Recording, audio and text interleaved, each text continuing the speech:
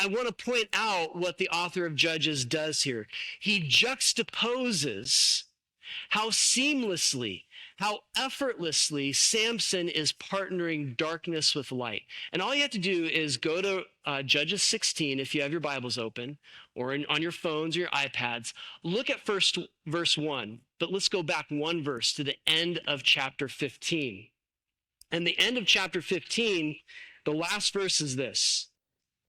Judges 15:20. And Samson judged Israel in the days of the Philistines 20 years.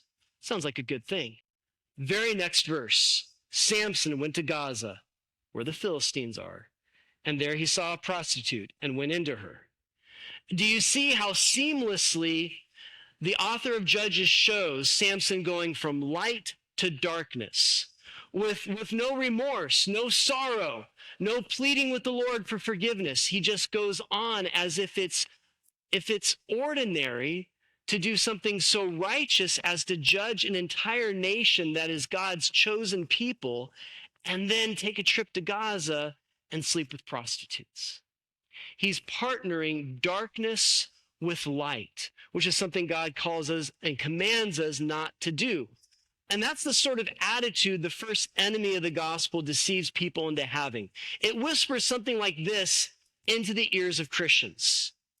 You don't have to live a holy and good life to be a Christian. God will forgive you if you do that. It really doesn't matter how you live. God will love you no matter what. And that's kind of how Samson's living, as if God's blessings, approval, relationship won't be harmed,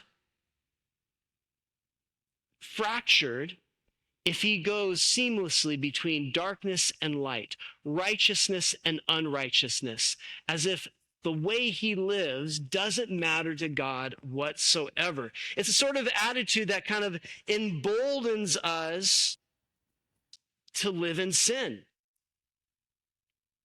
It's the kind of attitude that emboldens a pastor to preach on Sundays and go home and look at porn. It's sin.